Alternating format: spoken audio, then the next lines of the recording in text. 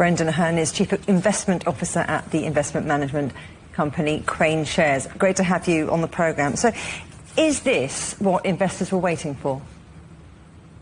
We continue to see the Chinese government enact a lot of economic stimulus to help support the domestic economy.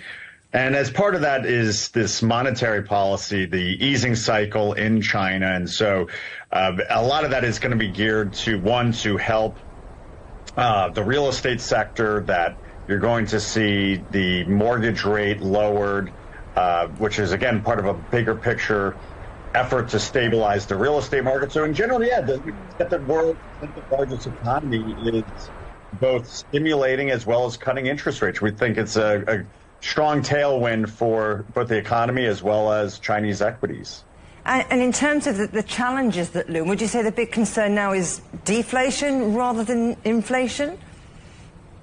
Yeah, certainly we've seen that, post zero COVID, because as well as additionally because of the real estate situation, that you see deflationary pressures in China.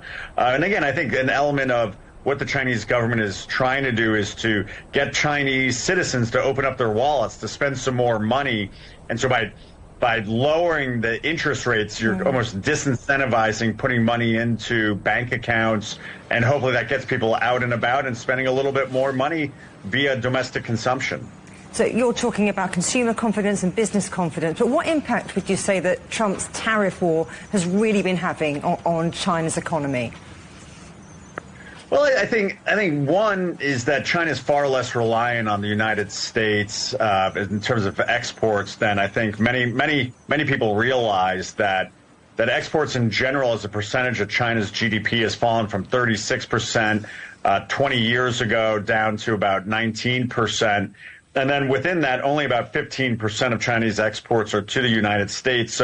So one, that China is going to be a very difficult negotiator, as I think the U.S. is discovering, because it's not nearly as dependent on the U.S. And at the same time, the U.S. economy, 2/3 of GDP is actually consumer consumption expenditure. So I think you've got a real situation where the U.S. is highly exposed to a trade war. And yes, there's parts of China geographically, economically, that are very geared to export-driven manufacturing, but it's not nearly to the extent as I think it was many in Washington, D.C. would think. So these cuts are the first for 7 months. What's your take? Will there be more rate cuts to come? 100%. I think there's a lot of belief that the Chinese government, PBOC, is worried about renminbi weakness, which is why, back in September, we had a lot of policies geared to the real estate sector, cutting rates, cutting mortgage rates.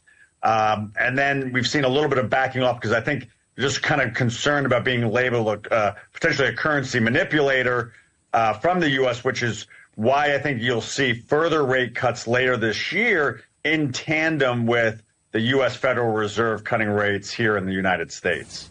Brendan Ahern at KraneShares Management, thank you very much.